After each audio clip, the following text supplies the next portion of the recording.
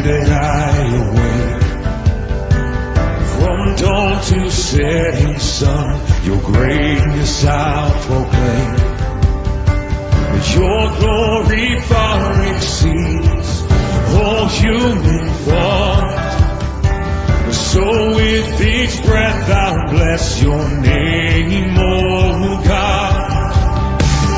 Your name will be revered by children yet to come, as generations sing of wonders you have done.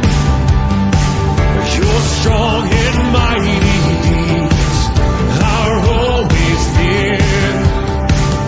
Oh God, most high, your name will be revered.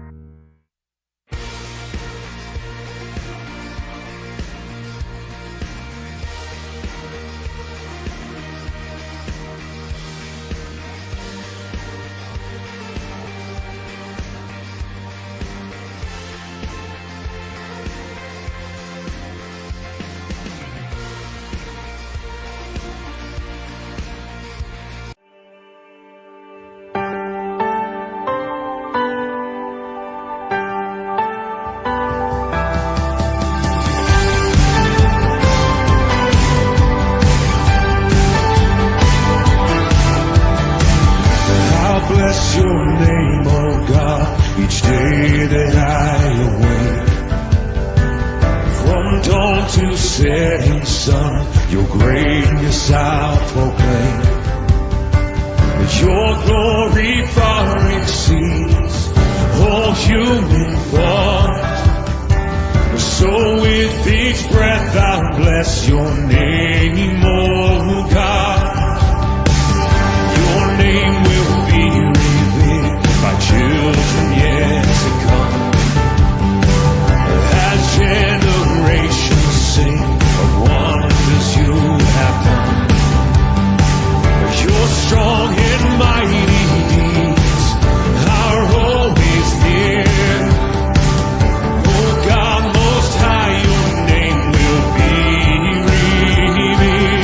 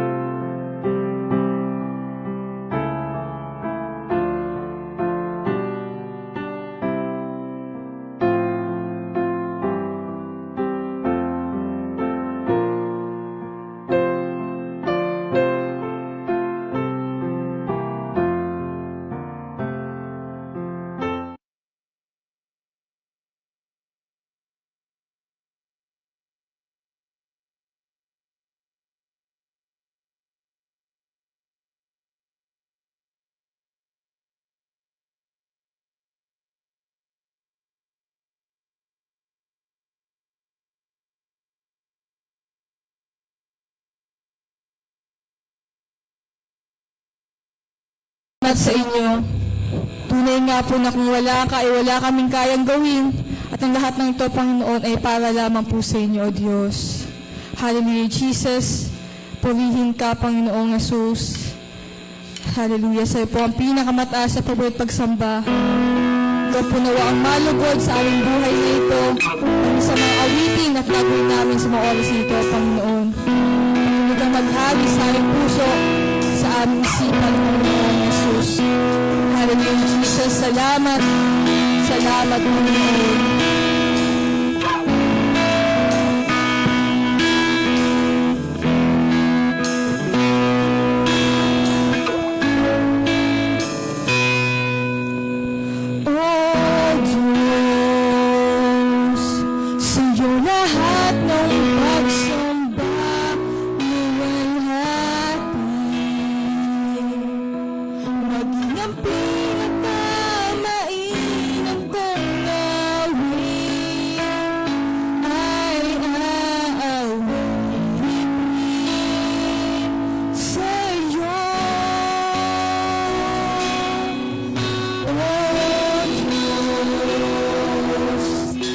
Aking isipan ay pagkarian mo,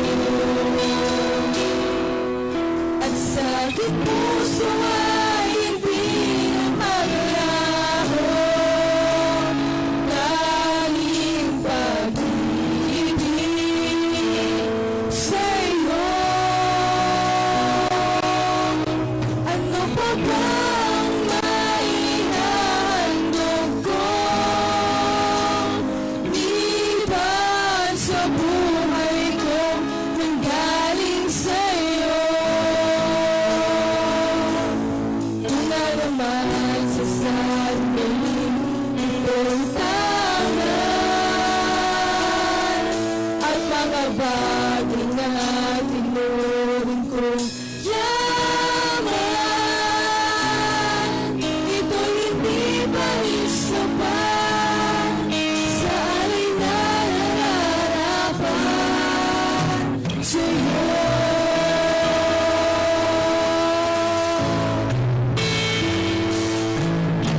Diyos sa'yo ang pinakamakita na pagpuli, Panginoon. Oh Diyos, sa'yo lahat ang pagsamba.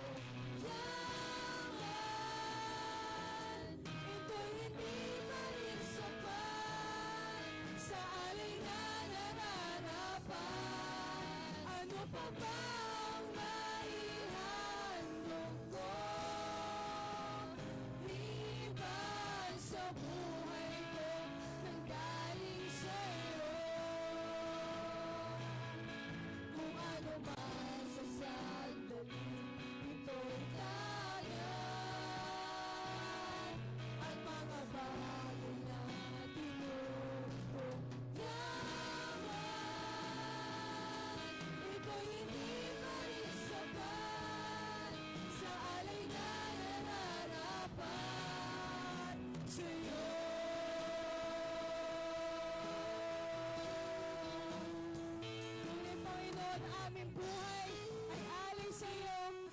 para lamang sa iyo at galing sa inyo, Panginoong Jesus.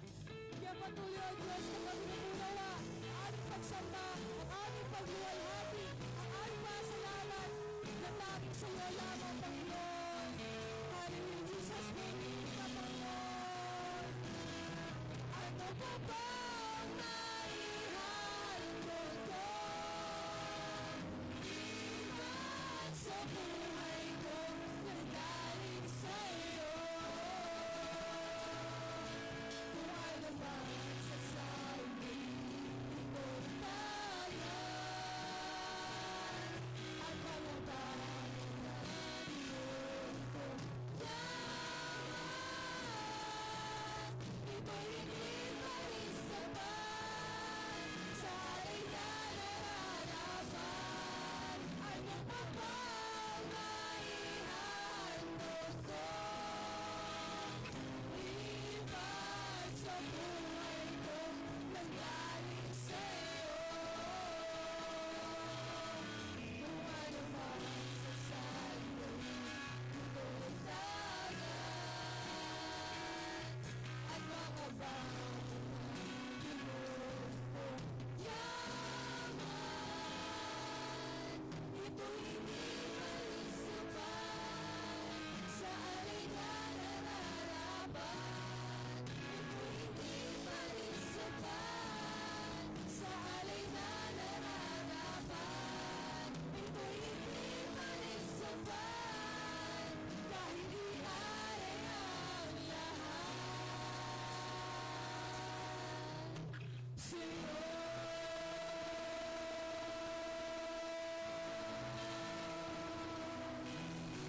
Sa'yo.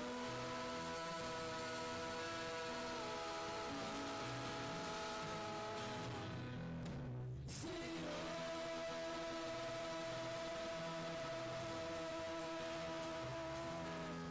Hallelujah. Purihin ka, Panginoon. Pasalamatan ka na iyong mga nilikha, O Diyos. Salamat, salamat, Panginoon. Yes, Lord. Sige po, tayo po ay patuloy na dumulog sa ating Panginoon. Yes, Lord, hallelujah, hallelujah, Lord God.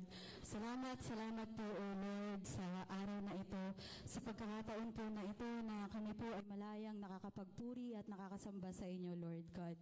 Tunay ngang hindi nararapat ang aming pong mga maiaalay sa inyo, ngunit kayo po, Lord God, ang nakakabatid ng nalalaman ng aming mga puso at ng mga isipan sa mga oras na ito, Lord God. Salamat po, O Lord, sa pagkakataon na ito na kami po ay humarap at sumamba sa inyo, Lord God. Tunay nga na inaalay po namin itong pagkakataon na ito upang ikaw po ay mapapurihan sa mga oras po na ito, Lord God. Salamat din po sa pag-iingat at sa paggabay po sa amin upang idako niyo po ang aming mga paa dito po sa inyo pong bahay-sambahan. Gayon din po, dinudulog din po namin ang mga kasama po namin sa FB Live, sa Zoom, Lord God. Kayo po ang humawak ng mga ginagamit po nila ng mga instrumento upang makapagpuri po sa inyo, Lord God. Tunay nga na ituon nila ang kanilang mga atensyon at mga puso sa inyo lamang, Lord God, at maintindihan po nila ang mga maririnig nila dito po, Lord God, na inyo pong mga salita. Ang inyo pong anak na gagamitin, Lord God, itago nyo po siya sa inyo pong likuran at ang kapurihan nyo lamang po, Lord God, at maiharap po sa bawat isa, Lord. Maintindihan po namin ang bawat salita na inyo pong ipinapahayag sa bawat isa, Lord God. Patuloy nyo pong linisin ang bawat isa sa aming mga pagkukulang at pagkakasala, Lord. Kayo po ang humawak sa aming puso, Lord God, upang mabatid po namin na ang buong puso na pagsamba sa inyo, Lord God, at maiataas po namin kayo at maluwalhati sa araw na ito, Lord God. Salamat po, Lord God, sa awitan na ito, Lord God, sa music team, sa technicals po namin. Kayo po ang sumama upang sa katagumpayan ng gawain na ito, Lord God, ay maparangalan namin kayo at maiangat po namin kayo, Lord God. Salamat po, Lord, sa inyo po ang mataas sa pupurit pagsamba. Sa tanging pangalan niyo po, Panginoong Jesus. Amen. Amen. So tayo po ay magpuri sa ating Diyos ng buong sigla, ng buong lakas at ang may galak. Hallelujah, Jesus. Purihin ka, Panginoon. Hallelujah, Lord. Salamat sa inyong pag-ibig, sa inyong kabutihan na hindi nagbabago, hindi nagmamaliw at laging maaasahan. Purihin ka, Panginoon.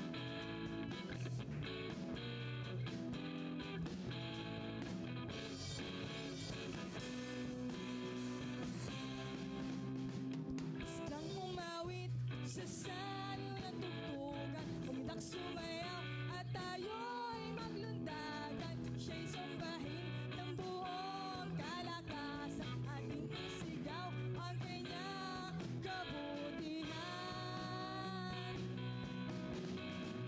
Silang umawit sa saliw ng tugtugan, umitak sumayaw at tayo'y maglundagan. Siya'y sambahin ng buong kalakasan, ating isigaw ang kanyang kabutihan. Sa lahat ng oras, sa lahat ng oras, siya'y maaasahan. Ang pag-ibig niya ay laging nananahan. Mga puso natin ay pinupuno ng kaligayahan, kaya dapat ipagdiwang ang kanyang kabutihan. Highly Jesus, masiglang umawit sa ating Diyos na mabuti at dakila. Sigang umawit sa saliw ng tugtugan, umitak sumayaw at tayo'y maglundagan. Siya'y sambahin ng buong kalakasan, ating isigaw ang kanyang kabutihan. Sa lahat ng oras, sa lahat ng oras, siya'y maaasahan. Ang pag-ibig niya ay laging nananahan. Mga puso natin ay pinupuno ng kaligayahan, kaya dapat ipagdiwang ang kanyang kabutihan. Sa lahat ng oras, sa lahat ng oras, siya'y maaasahan. Ang pag-ibig niya ay laging nananahan.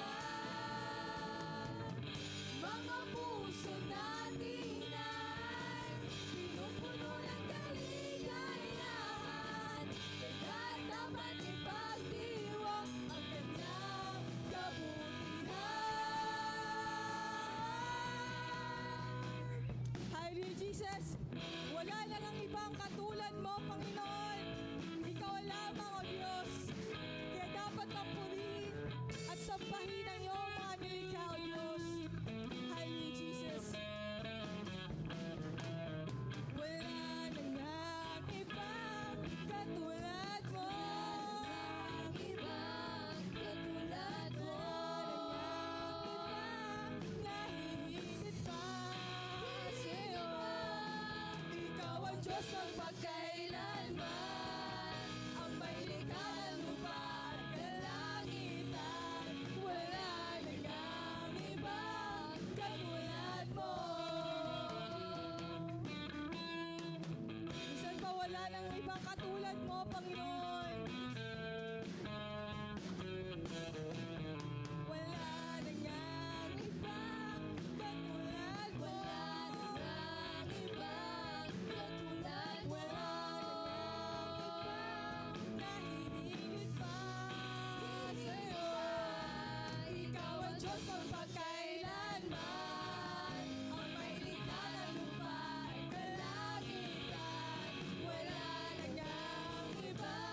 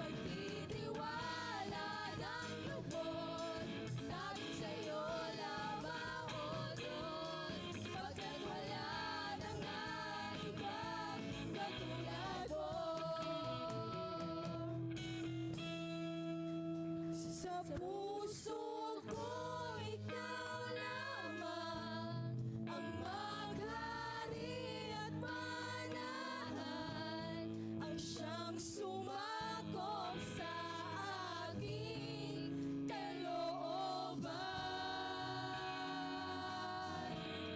Nagtitiwala ng lubos, tanging sa'yo lamang, O Diyos, pagkat wala na ngang ibang katulad mo.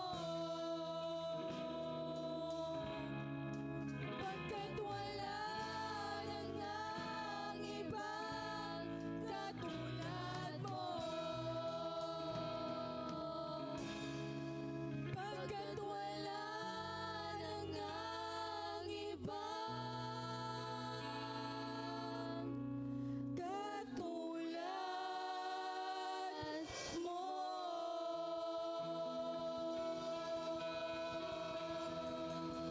Wala kang katulad, Panginoon. Walang hihigit at papantay sa inyo, Panginoong Jesus. Hallelujah. Purihin ka, Panginoon. Salamat. Salamat sa inyong kabutihan, sa inyong katapatan, sa inyong kahabagan, Panginoon, na kahit kailan ay hindi mapapantayan at hindi nagbabago noon, ngayon at kailanman. Hallelujah, Jesus. Salamat. Salamat, salamat, Panginoon. Tuwing tagapin mo, Panginoon, ayong papuri at pasalamat sa inyo. Salamat sa mga pangako mo na tunay at maaasahan, liwanag at kapay sa aming mga buhay, Panginoon. Hallelujah, salamat, O Diyos.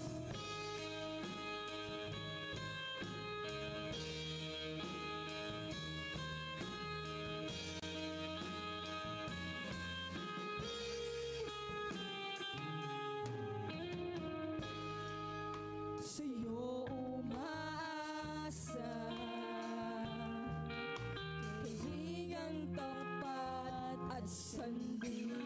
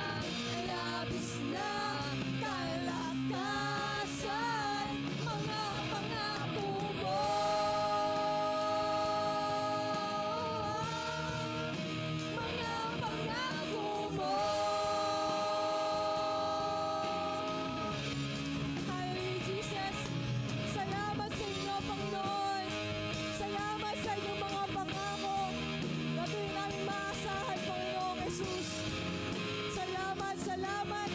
Salamat, O Diyos. Hindi kaya sukatin ang iyong kabutihan, ang iyong kabaitan, Panginoon, ang iyong kapanalan sa buhay namin, Panginoong Yesus. Purihin ka, sambahin ka, dakilain ang banal mong pangalan, Panginoong Yesus. Hallelujah, Jesus. Ikaw ang Diyos na buhay, na banal, at karapat-dapat na lahat ng pagsamba. Hallelujah, Jesus. Salamat. Salamat, salamat, Panginoon. Hallelujah, Jesus. Hallelujah, Lord. Purihin ka, Panginoon. Hallelujah, Jesus. Sige po, tayo po ay magbatian at magkamayan po sa presensya ng ating Panginoon. Tukso ng dugo, agad kong nabati sa pagkakita ko sa'yo, o aking kapatid. Ang apoy ng pagsambay, ating paglalapit, bigat sa'yong balikan, ating papasanin. Aking kamay ay iyong amutin, handog ko'y pag-ibig mula sa Diyos natin. Ika'y hindi iba kung si Jesus na sa'yo na. Tayo'y magbuklod ng matibay na kapatiran. Tayo'y magbuklod ng matibay na kapatiran. Tayo'y magbuklod ng matibay na kapatiran. Yes, mo ay lahat na po.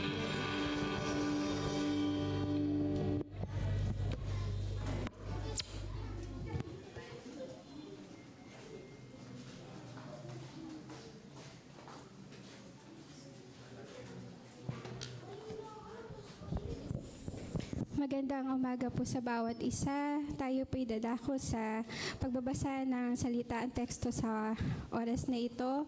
Kaya po, naanyahan ko ang bawat isa na may kakayanan pong tumayo. Tayo po ay tumayo para po sa paggalang sa salita ng Diyos. Samahan niyo po ako sa ating pagbabasa sa Santiago chapter 2, verse 26. Ito po ang sinasabi, patay ang katawang hiwalay sa espiritu. Gayon din naman, patay ang pananampalatayang hiwalay sa mga gawa. Sige po, maaari na po tayong po. Salamat po sa salita ng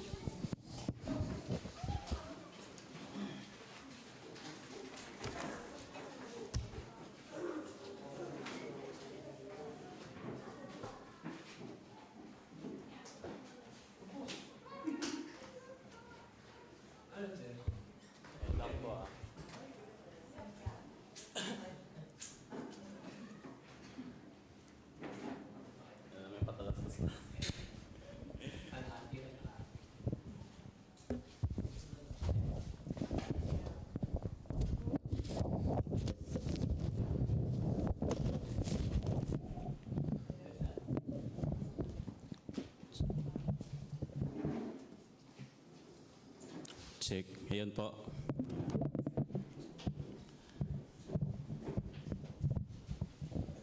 Salamat po sa ating Panginoon sa muling pagkakataon na makapagayag po ng kanyang mga salita sa umaga pong ito. At nabasa na po natin ang ating teksto na matatagpuan po sa Santiago 2 verse 26. So palasak na po itong verse na to.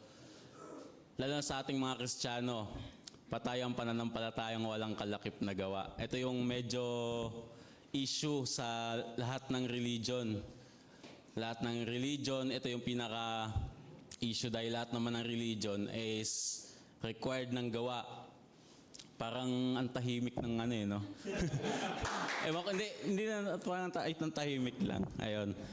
So, lahat ng religion need ng works ng isang tao. Kailangan ng merit ng isang tao. Kailangan ng effort ng isang tao para magkaroon ng buhay na walang hanggan. At yung isang tao is naghahanap siya sa kanyang kaibuturan ng kanyang puso, sa kaibuturan ng kanyang pagkatao. I-deny man niya ito o hindi, ay naghahanap ng kaligtasan ng isang tao. Kailangan ng help ng isang tao. Hindi man niya ma-recognize kung sino ang Diyos, pero need niya ng help.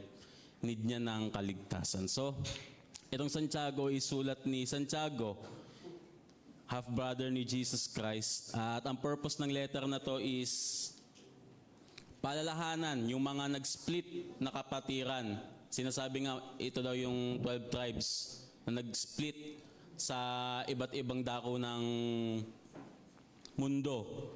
At ito isinulat para tagubilinan yung mga mananampalataya na kailangan sa ating paggawa is sa ating paggawa sa ating Panginoon ay may kasamang pananampalataya. Sa pananampalataya ay may kasamang gawa. Dahil may kumakalat na maling katuruan, sa ibang Biblia nga, hindi makikita dito yung issue kung bakit sinulat. Kasi yung pinaka heart ng sulat na ito ni Santiago is yung faith na may kasamang good works. At may kumakalat na maling katuruan at sinasabi nga sa ibang kasulatan na yung maling katuruan na ito is over-exaggerated sa sinabi ni Pablo dun sa Roma na hindi na tayo saklaw ng kautusan kundi sa biyaya na ng Diyos. At sa mga kumakalat na maling katuruan, over-exaggerate nila yung salita ng Panginoon sa pamamagitan ni Pablo na hindi na kailangan ng gawa ng isang tao, hindi na kailangan sumunod sa moralidad ng isang tao, hindi na kailangan sumunod sa utos ng Diyos kasi hindi naman na tayo sakop ng kautusan. Yun yung kumakalat na maling katuruan. Kaya, kumbaga, pinagtibay pa ni Santiago yung sinulat ni Pablo sa pamamagitan nito. At yun nga, makikita natin sa Santiago kung bago tayo mapunta sa 2, yung pananampalataya ng dapat na pananampalataya ng isang Kristiyano, yung tunay na nakakilala sa ating Panginoon. At kung makikita din natin, yung issue dito is yung patungkol sa kayamanan, sa pagdatangi, sa matabil na dila, sa alitan, sa kayabangan, sa pagmamataas. Makikita natin dito yon sa Santiago. Dahil nga, ang akala nila hindi na sila cover ng, hindi na kailangan sumunod sa batas ng Diyos. Dahil daw cover na ng grace sa pamamagitan ng pagkamatay ng ating Panginoong Jesucristo. Pero hindi yun eh. Hindi yun yung tunay na faith na tinanggap ng isang Kristiyano. At ito'y pinaliwanag ni Santiago dito sa chapter 2. So kung titignan natin sa chapter 2, verse 14, simulan natin sa 14. Ito yung subtitle sa akin, Pananampalataya at mga gawa. Sasabi dito, mga kapatid, ano ang pakinabang kung sabihin ng isang tao na siya'y may pananampalataya, ngunit hindi naman ito napapatunayan sa gawa? May liligtas ba siya ng ganong uri ng pananampalataya? So, kumbaga, ni-rebuke ni James yung mga ganong uri ng klaseng pananampalataya. Na ano ba ang pakinabang kung sabihin ng isang tao na ako'y may pananampalataya pero hindi naman makita sa gawa? Anong pakinabang nun? Kumbaga, parang nagsalita ka lang sa wala. Nagsalita ka lang ng trip mo. Trip mo lang na sabihin yon. Na gusto mo lang sabihin yon para may pagyabang sa mga tao na ikay may pananampalataya. At yung issue din dito is yung yung mga mayayaman din, yung malalapit sa ating Panginoon. Kumbaga, hindi pa rin mamatay-matay yung ganung uri ng sistema sa panahon na yon. Even sa panahon ni Jesus Christ, ganun din naman, di ba? Anong uri ng klaseng pananampalataya? Maliligtas ba siya nun? Sabi ni James, anong klaseng pananampalataya? Kung hindi makita sa gawa mo, may liligtas ka ba ng ganong uring pananampalataya? Dahil hindi yun yung pagkakilala niya sa pananampalataya na ibinigay sa atin ng ating Panginoon. So 15, halimbawa, may isang kapatid na walang may suot at walang makain. Kung sasabihin ninyo sa kanya, patnubayan ka nawa ng Diyos, magbihis ka't magpakabusog, ngunit hindi naman ninyo siya bibigyan ng kanyang kailangan, ano silbi nyon? Ano ang silbi nyon? Kumbaga, yung issue din dito is yung pagtatangi Kaya sinabi din ni James dito magkadugtong kasi yung pagtatangi at saka ito, yung satu. Yung mga naghihikahos, talamak sa kanila yon. Ano ba ang maidudulot nun kung sabihin nila na magbihis ka't magpakabusog kung di mo naman bibigyan? Kung di mo naman bibigyan. Parang ganito yan hirap na hirap siya mag-aral, tapos gusto niyang magpaturo sana sa'yo. Kasi alam niyang matalino ka Sabihin mo lang sa kanya, mag-aral ka lang. Mag-aral ka lang, Hindi na nga namomotivate na mag-aral Kaya nga lumapit siya sa'yo Kasi alam niyang matutulungan mo siya. Parang ganun lang din yun Hindi mo siya tutulungan para mag-aral. Anong silbi yun? Anong silbi ng sinabi mo sa kanya? Mag-aral ka. Kaya mo yan. Pero di naman siya tutulungan. Ganun yung sinasabi ni James dito na naghihikahos na nga yung nakita mong naghihikahos na pero hindi mo pa rin matulungan. Anong silbi ng sinabi mong magpakabusog ka at magbihis? Anong silbi nun? Anong silbi nun? At sabi din dito, gayon din, saan ba tayo? Gayon din naman, patayang pananampalatayang walang kalakip na gawa. So sinabi dito ni James yung sa una, na ano ang pakinabang ng pananampalataya kung hindi mo naman maipakita sa kapwa mo yung tunay na pananampalataya na tinanggap mo sa Panginoon. Kung sinasabi mong tinanggap mo yung pananampalatayang galing sa Diyos, pero hindi mo naman mailabas o di mo naman maisapamuhay o di mo maipakita sa iyong kapwa, hindi pananampalataya yun na galing sa Diyos. Patay yun sa harap ng Panginoon. Saka pa ring patay sa harap ng ating Panginoon. 18, ngunit may nagsasabi, may pananampalataya ka at may gawa naman ako. Ipakita mo sa akin kung paano maaari magkaroon ng pananampalataya ng walang mga gawa. Ipapakita ko naman sa iyo ang aking pananampalataya sa pamamagitan ng aking mga gawa. So, dahil sa kaguluhan ng kanilang, kumbaga sabihin na nating doctrine o yung pagtuturo sa kanila ng maling katuruan, may nagsasabi sa kanila na ako may faith ako pero wala akong works. Tapos si Leslie sasabihin niya, may works naman ako pero may faith na. Ay walang faith pero may works. Diba? Parang sige okay na yun. May good works ka naman Si Leslie may good works naman, okay lang na walang faith. Ako naman, may faith pero walang good works. Pero sabi ni James, hindi yan Ipapakita ko sa inyo yung faith na may kalakip na gawa. Ipapakita ko sa inyo yung faith na may kalakip na gawa. Kumbaga, may faith ka, dapat may bunga. Kung may bunga ka, dapat may faith ka. Hindi pwedeng paghiwalayin ang pananampalataya at mabuting gawa. Dahil yun ang plano ng Diyos Di ba sabi sa Efeso, yun yung plano ng Diyos.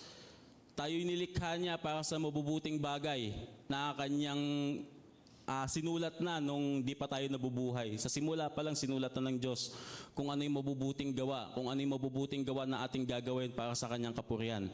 At sa pamamagitan din yun ng pananampalataya. At hindi pwedeng paghiwalayin yun. Yung faith at yung good works na galing sa Panginoon, hindi mo pwedeng paghiwalayin yun. Kung sinasabi nating may faith tayo, pero di naman makita sa atin yung good works na ginagawa ng Panginoon o sa proseso na ginagawa ng Diyos, inventory natin ang ating sarili. At kung sinasabi natin dahil sa good works, kaya minomotivate natin yung sarili para magpuri sa Diyos, ay hindi pa rin yan. Hindi pa rin yan mabuti sa harap ng Diyos. Kung motivated ka lang ng ginagawa mo to, pinopursue mo para magkaroon ng matuwa o magkaroon ng kaligtasan sa harap ng Diyos, hindi. Hindi yun yung sinasabi ni Pablo na kanilang narinig na itinuro sa kanilang mali. Kaya tinutuwid ito ni Santiago. Tandaan natin na over-exaggerate yung mga nagturo nito sa panahon nila. Hindi ko sinasabing si Pablo ang nagturo, pero dahil sa alam naman natin ang Kristyanismo is sobrang galit ang mga tao sa Kristyanismo. Sisirain nila ang Diyos, sisirain nila ang Kristyanismo. Kahit na anumang gawin nila, hindi mangyayari yun dahil hindi yun yung plano ng ating Panginoon. Sinasabi ko, hindi si Pablo ang nagturo, may mga nagturo lang ng mali. In-over-exaggerate lang nila yung sinabi ni Pablo sa Roma na tayo'y hindi na bound ng batas, kundi sa pamamagitan ng biyaya ng ating Panginoon. So ayon sa 19, sumasampalataya ka ng Diyos sa iisa, di ba? Mabuti naman, mga demonyo man ay sumasampalataya rin at nanginginig pa. Kung makikita natin sa verse na ito, ano maaalala natin? Yung panahon ni Jesus Christ, di ba? Yung nagpaalis sila ng masamang spirito.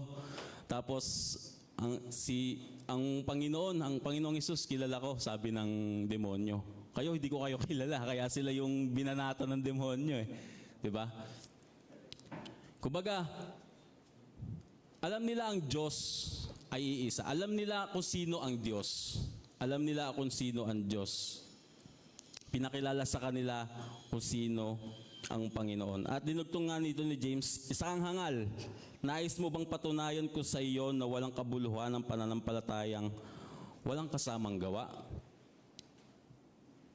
Kasi dahil sa kanilang, kumbaga, nakorrupt na sila ng ganong paniniwala, ay sinabi na ni James dito, isa kang mangmang, isa kang hangal. Hangal ka.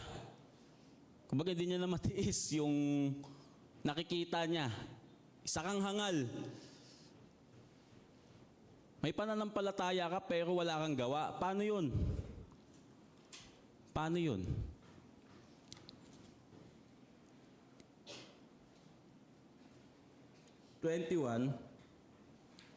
Hindi ba't ang ating amang si Abraham ay tinuring ng Diyos na matuwid dahil sa kanyang mga gawa? Nang ihandog niya sa dambana ang anak niyang si Isaac. So, kumbaga, controversial na naman dahil naman sa gawa. Tingnan natin si Abraham dahil sa gawa ni Abraham. Kaya siya tinuring na matuwid ng ating Panginoon. Kung titignan natin sa Genesis, sa 15, yung covenant ng Diyos kay Abraham. Diba? Nangako ang Diyos na yung buhay ni Abraham is abundant, dadami yung kanyang lahi, at pinanghawakan ni Abraham yon. Abraham pa yun eh. Abraham. At yung faith na yon is, kumbaga, hindi niya ma-picturize kung paano. Nilarawan lang ng Diyos kung ano yung magiging kahihinatnan niya sa pagtitiwala niya sa ating Panginoon. Pero nagkaroon siya ng pagtitiwala at doon siya tinuring ng Panginoon na matuwid. Kung titignan natin sa 15, kung itutuloy natin yon. Dahil sa pananampalataya ni Abraham, kaya siya justified. Pinawalang sala na siya ng Diyos. Pinawalang sala na siya ng Diyos. Tinignan na siya ng Diyos as righteous dahil sa kanyang pananampalataya. At kung babaybayin na natin ang buhay ni Abraham hanggang 22 ng Genesis, doon ay iaalay si Isaac. Sinubok na ng Diyos ang kanyang pananampalataya. May pananampalataya na siya at sinubok na ng Diyos ang kanyang pananampalataya. Sa chapter 22, nang iaalay niya na si Isaac. At hanggang sa pigilan na siya ng Diyos, doon mo makikita yung pananampalataya ni Abraham sa ating Panginoon. Doon mo makikita yung pananampalataya ni Abraham. Sumunod siya sa Diyos. Si Isaac yung iaalay niya. Imagine si Isaac, anak niya yon, iaalay niya sa ating Panginoon. But, yung kanyang puso is mas matimbang ang Diyos. Mas matimbang ang Diyos. Hindi mo hindi mo pwedeng isalin sa ibang estado ang Diyos. Iba ang state ng Diyos sa state ng gusto mo. Dahil mas matimbang sa kanyang Diyos, sinunod niya ang Diyos. At dahil din sa pananampalataya yun. Kung wala siyang pananampalataya, susunod ba siya sa Diyos? Hindi. Dahil sa pananampalataya niya sa Diyos, sumunod siya sa Diyos. Iaalay niya si Isaac. At hanggang sa pigilan siya ng Diyos, doon mo makikita na yung pagsubok ng ating Panginoon sa kanyang tunay na hinirang. At doon, masasabing si Abraham nga ay justified na ng pananampalataya at justified din by good works sa pamamagitan ng ating Diyos. So, hindi na dapat to controversy na dahil sa good works ni Abraham. Hindi. Basahin na lang natin yung buhay ni Abraham bago niya ialay si Isaac. Nanampalataya muna siya bago niya ialay si Isaac. Diyan ninyo makikita na itinuring na matuwid ang isang tao dahil sa kanyang mga gawa at hindi dahil sa kanyang pananampalataya lamang. Hindi dahil sa faith lamang, kundi sa good work din. At visible yun. Visible yun. Hindi lamang sinabi ni Abraham na nanampalataya siya, hindi. Pinatunayan yon sa gawa ni Abraham. Yun yung result, yung product ng kanyang pananampalataya sa ating Panginoon. Visible yon sa isang Christian, faith. Visible yon sa isang Christian.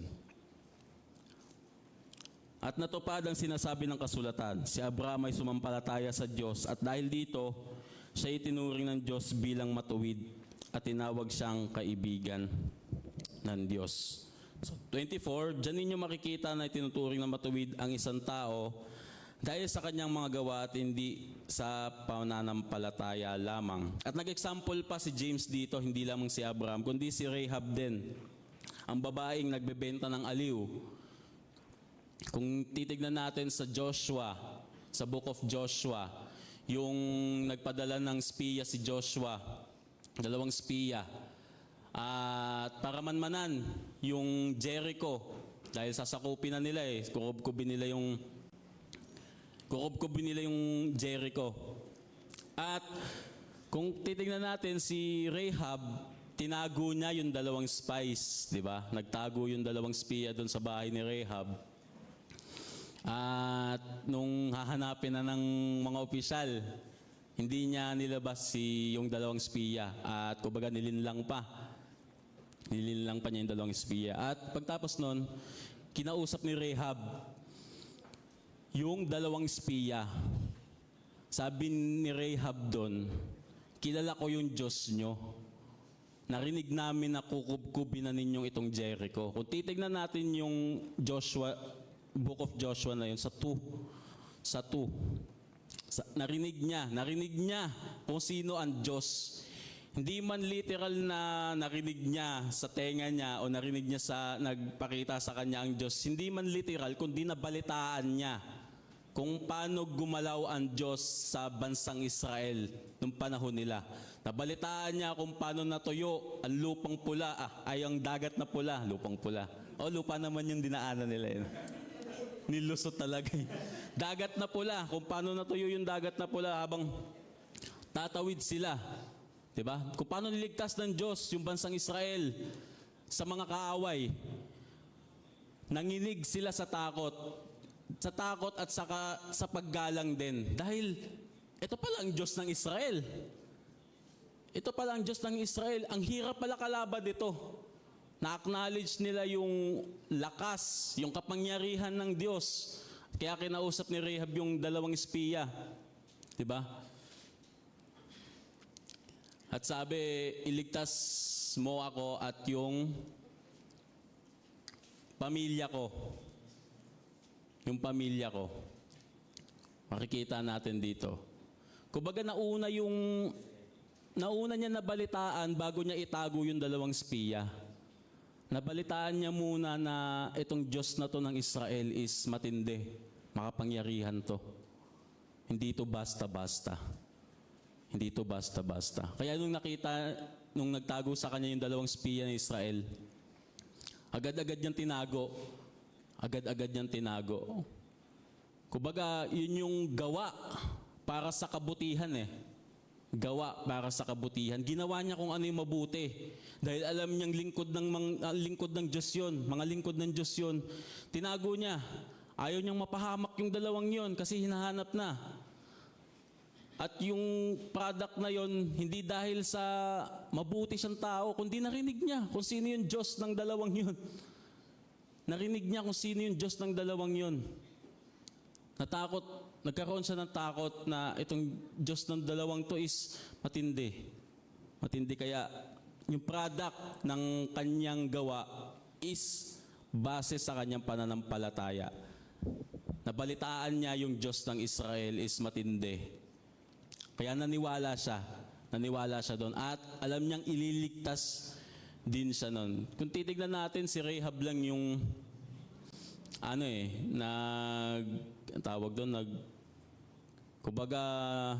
nagsabi sa nailigtas siya. Pero hindi lamang siya ang niligtas ng Diyos, kundi yung sambahayan niya. Grabe yung favor ng Diyos, di ba? Hindi lang Israelite. Sa panahon na yon, sinasabi sa Old Testament, sobrang wrathful daw ng Diyos, sobrang magagalitin daw ng Diyos, grabe naman pumatay ang Diyos. Hindi man lang nila nakita yung grace ng Diyos sa Israel, sa mga niligtas niyang hentil, di ba? Kumbaga, instant na dapat na mamatay yung mga taong hindi sumusunod sa Kanya, pero nagkakaroon pa rin siya ng grace, mercy. At yun yung gawa ni Rahab. At base yun, dahil yun sa kanyang pananampalataya sa Diyos, kaya niya ginawa na itago yung dalawang espiya na yun. Dahil sa ginawa niyang iyon, siya'y tinuring na matuwid. Tinuring na siyang matuwid, iniligtas pa siya ng Diyos. Sabi sa 26, patay ang katawang walang spirito.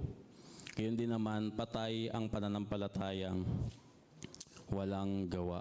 So, sa Greek nga ng espiritu is breath o hininga. Patay ang katawang walang hininga. Nakakita na ba kayo ng buhay tas walang hininga? Hindi naman pwede yun. Tayo iniligtas na ng Diyos. Tayo dating patay at muling binuhay ng Diyos. Pakita natin kung paano tayo binuhay ng Diyos, kung anong resulta ng pagkabuhay sa atin ng Diyos. Exercise our salvation. Dahil binigyan na tayo ng bagong katawan ng Diyos, gamitin natin para sa kapurihan ng ating Panginoon. Dapat may ebidensya. May ebidensya dapat yung pananampalatayang tinanggap natin sa Panginoon. Ang tanong dito sa 2 is, saving faith ba yung natanggap mo? Kumbaga yun yung tanong ni James eh. Yang pananampalataya mo ba yan ay naligtas ka? Diba? Baka sinasabi mo lang, pero hindi naman talaga nakikita sa'yo. Di ka naman pala na-motivate ng pananampalataya na yan. Ang tunay na saving faith is nagpo-provide ng good works. Nagpo-provide siya ng good works. Kung nakakarinig man tayo ng turo na sinasabing okay lang na gumawa ng kasalanan, hindi. Hindi okay na gumawa ng kasalanan. Makakagawa tayo ng kasalanan, oo, pero hindi okay na gumawa ng kasalanan. Dahil ba alam na natin bound na tayo sa grace ng Diyos? Hindi. Kundi, di ba, inaral natin yung Roma, di ba? Nirebuke nga ni Pablo yung mga nag-iisip ng ganun eh. Na dahil hindi na ba kayo ng bound ng law? Hindi na kayo susunod sa kautusan? Hindi. Patuloy ba tayo magkakasala? Hindi. Pagkakasala tayo pero hindi tayo mamumuhay sa pagkakasala. Hindi natin i-exercise yung sin. Araw-araw magagalit tayo sa kasalanan. Hindi tayo perfect, alam natin yon. Si Jesus Christ lang ang perfect at hindi nagkasala. Darating sa buhay natin na magkakasala tayo. Tragic man o hindi, malala o hindi, kasalanan pa rin. Mahalaga lumapit tayo sa Diyos. Palinis tayo sa Diyos. Umasa tayo sa Diyos. Siya lang makapagliligtas sa atin. Huwag natin isipin na kailangan tayo ng Diyos. Lagi nating isipin na kailangan natin ng Diyos. Lagi nating isipin na kailangan natin ng Diyos. At sa ibang religion, hindi na ako magbabanggit dahil dalawa lang naman ng religion, false tsaka true. Huwag na nating dami nun eh. Sabi nga ni Bishop na sabi niya, may estudyante daw siyang oneness. Ang dami daw. Maging estudyante, oneness daw. Daming oneness. Tapos, oneness, two-ness, three-ness. Nakakainis na daw eh. Nakakainis na. Dami niya estudyante. Si Bishop pag nagtuturo, iba yung turo niya eh. Matatawa ka ng marami kang matututunan. So, dalawa lang yung religion. Sasabi ko sa inyo, hindi masama maging relihiyoso. Sabi nga rin dito sa James, di ba? Kung sinasabi mong relihiyoso ka pero hindi naman makita sa'yo, huwag mo na lang sabihin. Huwag mo na lang sabihin. Sinasabi mong relihiyoso ka. Hindi masama maging relihiyoso. Kung sinasabi sa atin ng ating mga kamag-anak o kaibigan, uy, relihiyoso yan. Huwag nating, uy, hindi naman ako relihiyoso, hindi naman kami sa religion, sa relasyon naman sa Diyos eh. Hindi, pwede rin naman nating tanggapin yon kasi hindi naman masama ang pagiging relihiyoso. Pero nawa makita sa atin yung religious heart natin. At dalawa lang ang religion sa mundo, true and false. At sa false, kinakailangan nun ng good works. Kinakailangan nun ng good works. Kailangan mong gumawa para sa kaligtasan mo. Pero sa true religion, dahil bumaba na ang ating Panginoong Hesus dito, niligtas na tayo ng Diyos. Dahil hindi natin kayang lumapit sa Diyos unless na bumaba siya dito, di ba? Alam naman na natin to. Yun ang true religion. Kung sinasabi mong kailangan pa ng good works para sa kaligtasan, para saan pa bumaba ang Diyos? Kung ganun lang din naman, di ba? Kung ganun lang din naman. Kumbaga napaka-common na. Common mo nang tingnan eh. Kaya dahil ba sa good works, magbasa ka ng Biblia. Sana nga, ganun magsalita yung mga leader ng iglesia, hindi lamang sa Christian, kundi sa lahat na naghahayag ng Biblia. Nawa, sana ganun. Pero hindi ganun eh. Dahil corrupted na ang mundong ito, hindi ganun. Kaya sa mga remnant ng Diyos, sa mga fellow soldier ko, nawa makita sa atin yung tunay na saving faith na tinanggap natin sa Panginoon. Hindi madali nagpakita yun. Hindi madali na gawin yun dahil nasa corrupted world tayo. Hindi madali yun. Madali lang yun kung iaasa natin sa Diyos. Madali lang yun, iaasa natin sa Diyos. Hindi sa karunungan ko, kundi sa lakas ng ating Panginoon. Sabi nga rin ni Bishop, si Bishop na naman na-mention ko eh. Dati, nung wala ka pang alam, puro ka opo eh. Opo, Pastor. Opo. Nung nag-aral na, naging opposition na eh. Opposition. Opposition. Bayan. Nakapag-aral lang, naging opposition na, hindi lamang sa leader, kundi sa salita ng Diyos.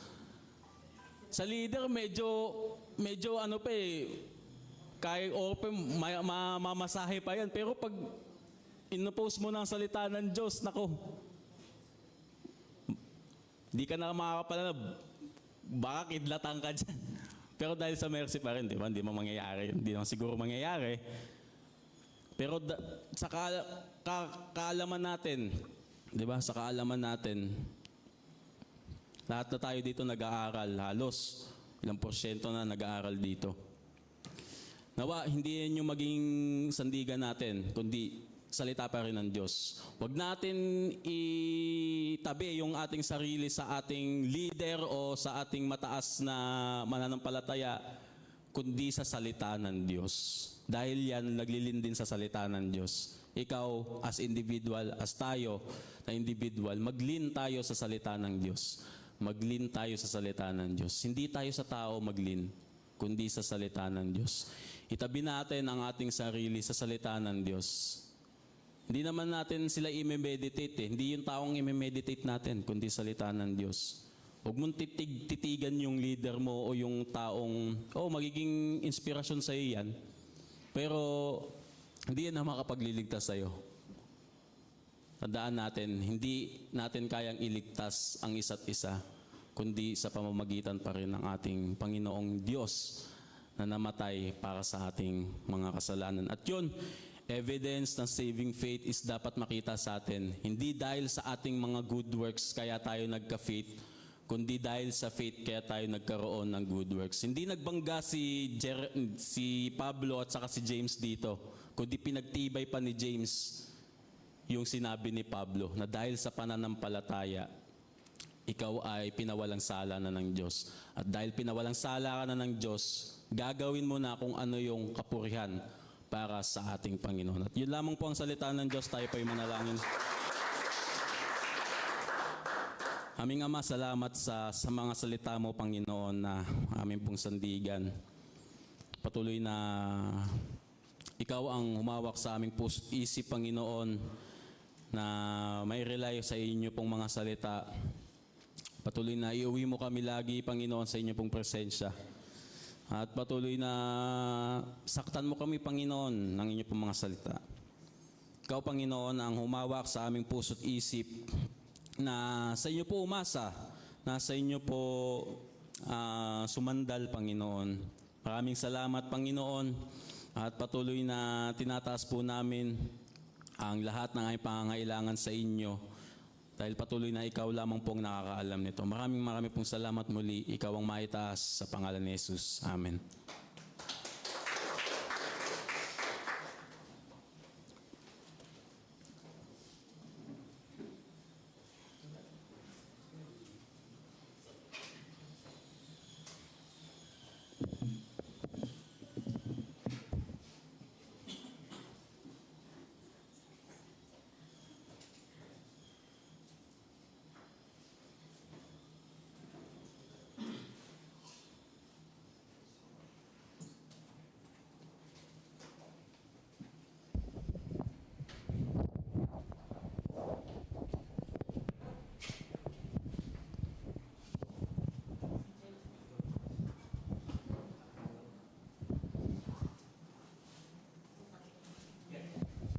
Ayun, magandang umaga po muli at saka salamat po sa sa Word of God na natanggap natin ngayon na nakaka-inspire, tawag nito, paalala sa bawat isa, no?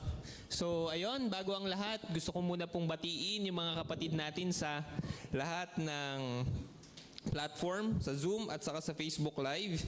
So, hello po sa inyo dyan. Kay unang-una po, na nakasulat po sa akin dito, si admin. Hindi, si Kayslyn. Ayan, Ate Chay, hello, good morning. Kina Chay Chay, sa akin na Samay. Ayan. Kay Eunice.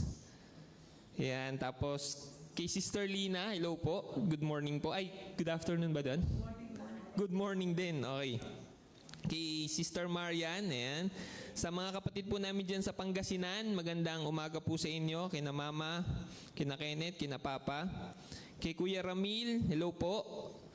At sa Varde family, ayan. Sa mga kapatid po na hindi ko na po nakita, but nandyan po kayo, magandang umaga po. Maging sa mga kapatid ko po dito sa Palmera, magandang umaga po sa inyong lahat. At hello Tay, ayan, sarap na kasama natin ngayon si Tatay. Ngayon sa umagang to, palakpakan natin ng Panginoong Diyos sa safe na travel niya kagabi, no? So praise God, mahahawakan natin si Tatay ngayon. Wala siya sa Zoom, no? So ayan, huwag nyo lang pupunasan, ha? Huwag nyo lang pupunasan. Walang kapangyarihan. Nagpaalala na si Kent kanina, no? So praise God. Tay, hello po. Ayan, so dako na po tayo sa mga paalala at mga announcements sa susunod po na linggo. Yan po ang ating pong gagamitin sa praise and worship, si Sister Laika Gonzalez. Opening prayer po, si Sister Jamaica. Sa scripture reader po, si Sister Raquel. At ang ating pong preacher ay si Pastor Mar Magan. Sama po natin siya sa ating pong panalangin. Sa announcement po, si Sister Jazz.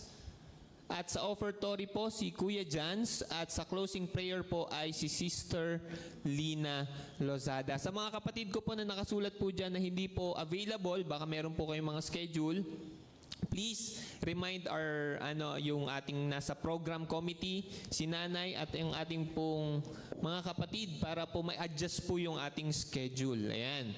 So next po, ang ating pong children's ministry, yan po ay ginaganap every after praise and worship service, no? Every Sunday po sa Palmera.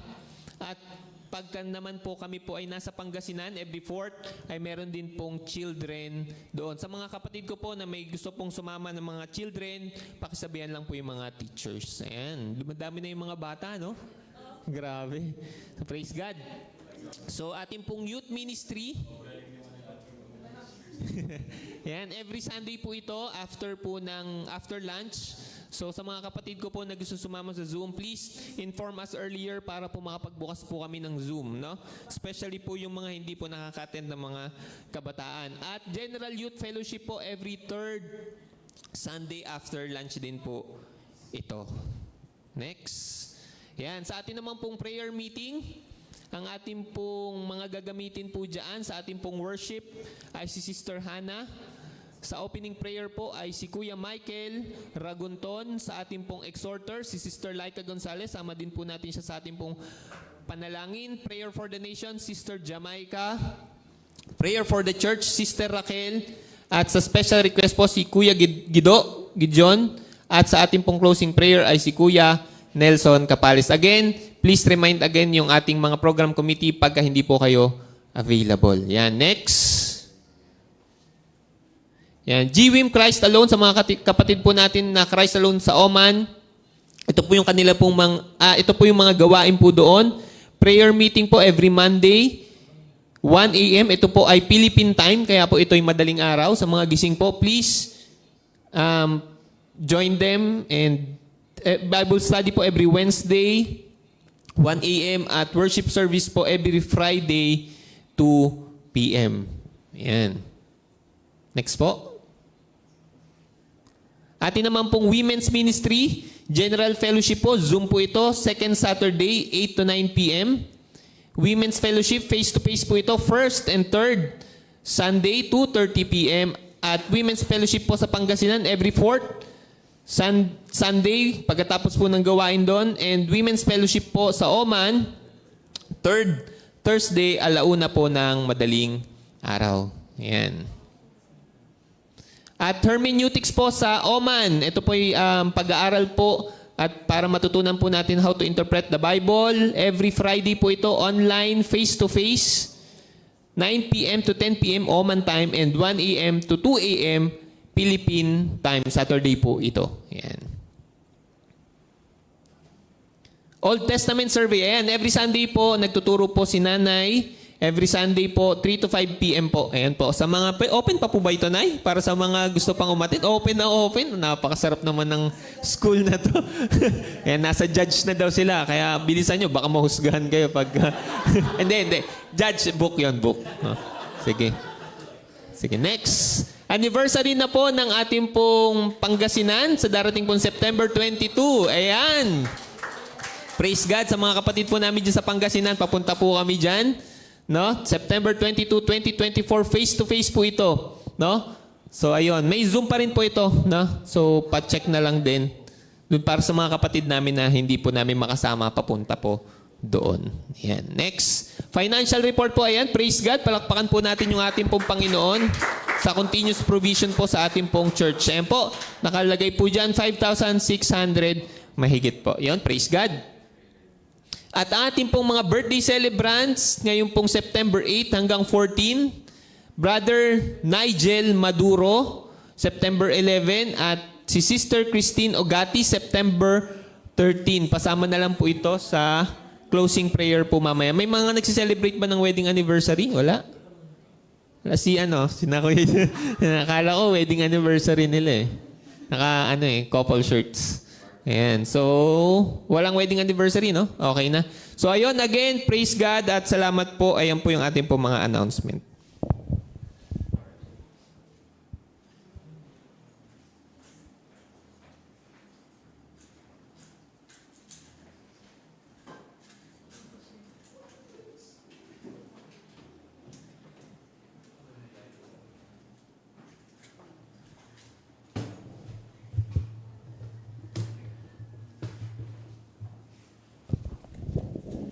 Amen. Tayo po manalangin para po sa pagbibigay.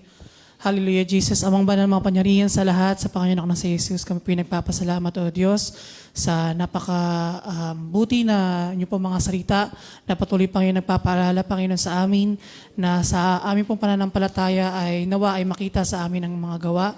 At sa oras na ito, Panginoon, sa aming pagbibigay, nawa, Panginoon, na may ibigay po namin, Panginoon, dapat po, Panginoon, sa inyo at may alay, Panginoon, namin na pong buhay para sa inyo, Diyos.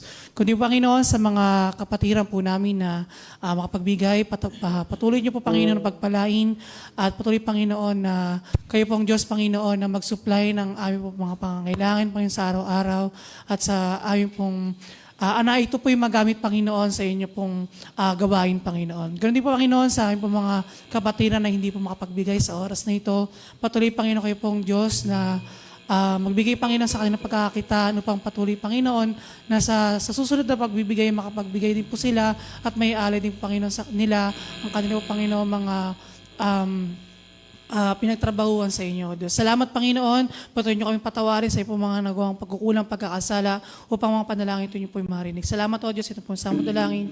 In Jesus' name we pray. Amen.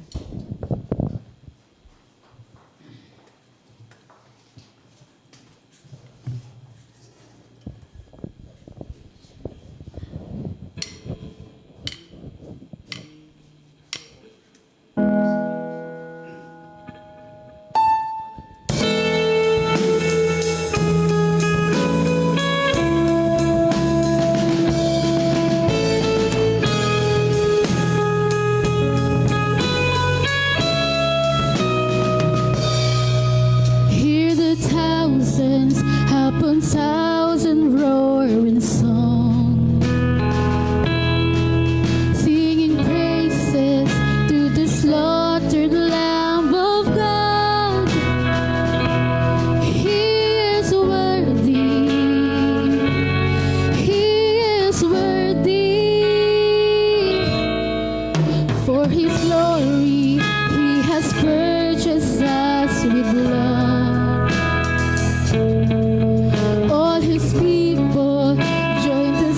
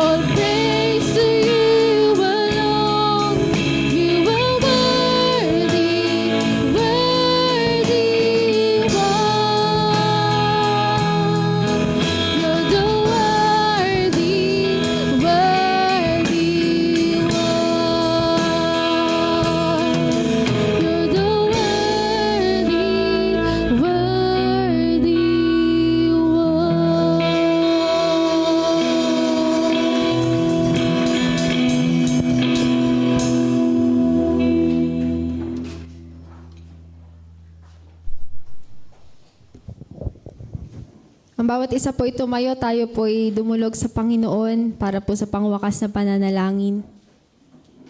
Aming Diyos, aming Ama makapangyarihan sa lahat, kami po ay nagpupuri, nagpapasalamat o Diyos sa katagumpayan ng programa ninyo, sa katagumpayan Panginoon at kaayusan ng kabuuan po ng inyo pong gawain. Salamat o Diyos, dalangin din po namin na ang mga puso at mga buhay po namin ay naging papurit pagsamba sa inyo. Nawa o Diyos, ito po itanggapin ninyo at ito po iniaalay namin sa inyo ng may kalakip na pananampalataya. Salamat Panginoong Jesus sa inyo pong ginawa upang kami po ay matanggap ng Ama. Salamat o Diyos sa safety ng bawat isa na tumungo po rito. Salamat o Diyos sa mga internet connection, Panginoon, na patuloy niyo pong ginagamit upang ang mga kapatid po namin sa mga malalayong lugar ay patuloy, Lord, na makakonekta, Panginoon, at makatunghay sa gawain niyo pong ito. Salamat, Panginoon. Sa mga magdiriwang, Panginoon, ng kani-kanila pong mga kaarawan, salamat, O Diyos, sa inyo pong biyaya ng buhay sa kanila. Patuloy nga, O Diyos, na umaasa at nagtitiwala po kami sa inyo. Bigyan niyo rin po sila, Panginoon, ng buhay na walang hanggan, kapiling po ninyo. O Diyos, patuloy na makilala ka nga po nila at Lord, sa paglakad po nila sa mundo pong ito, patuloy nga, O Diyos, na ikaw po, Panginoon, ang siyang maparangalan sa kanilang mga buhay. Salamat, Panginoon, sa lahat, Panginoon, niyo pong ginawa para po sa amin. Sa amin pong pagsasalu-saluhan na pagkain mamaya, patuloy nga, O Diyos, na pagpalain niyo po ang nagluto nito, naghanda nito. Salamat, Lord, sa kanya pong kalakasan. At Lord, sa kanya pong skills, Panginoon, na patuloy na niaalay po sa inyo. Salamat, Lord, sa ang lahat po ng ito ay amin pong itinadalangin, isinasamo. Sa pangalan mo po, Panginoong Jesus. Amen.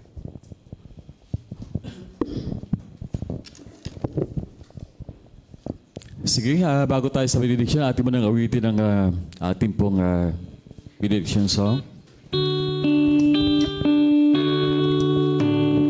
Now unto Him who is able to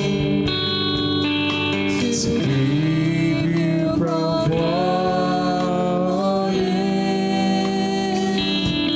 and to make you stand in His presence, blameless and with great joy, to the only God, our Savior,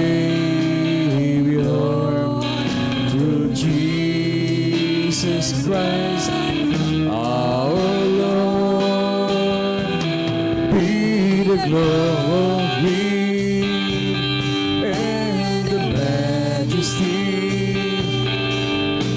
dominion and authority, but now and ever. Amen. Patuloy natin itaas ang ating dalawang kamay sa Diyos at pagtanggap ng basbas mula sa ating Panginoon. Ephesians 6, chapter 6, verses 23 to 24. Naway ipagkaloob ng Diyos Ama at ng Panginoon Kristo sa lahat ng mga kapatid ang kapayapaan at ang pag-ibig na kalakip ng pananampalataya. Ang kagandahang loob ng Diyos ay sumayin niyong lahat na umiibig ng walang maliw sa ating Panginoong Kristo. Sa ngalan ng Ama, ng Anak at ng Banal na Espiritu Santo, humayo tayong payapa na bitbit ang pagpapala ng Diyos. God bless to everyone. And God bless po sa bawat isa at makita-kita po tayo sa sunod na linggo. Happy lunch po mga kapatid! Ayan po sa ating mga kapatid dyan sa Zoom, sa FB Live, ayan ay magandang umaga po sa inyo at salamat po sa pagdalo sa gawain po ng ating Panginoon. Pagpalain po tayong lahat. Ayan, hi po, Sir Lina, Tatay Janay, Nanay Saling, sa mga taga-Pangasinan, kay Ate Casey, kay Marian, kay Chay, kay Sabe, yan, kay Ate Eunice, kay Leo. Ayan po,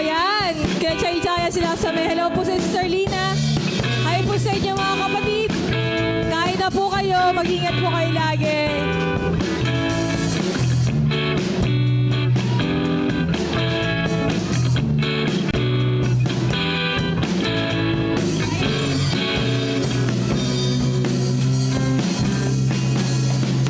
Biglang umawit sa saliw ng tutugan, umitak sumayaw at tayo'y maglundagan. Siya'y sambahin ng buong kalakasan, nating isigaw ang kanyang kabutihan. Biglang umawit sa saliw ng tutugan, umitak sumayaw at tayo'y maglundagan. Siya'y sambahin ng buong kalakasan, ating isigaw ang kanyang kabutihan. Sa lahat ng oras, siya'y maaasahan. Ang pag-ibig niya ay laging nananahan. Mga puso natin ay pinupuno ng kaligayahan, kaya't dapat ipagdiwang ang kanyang kabutihan.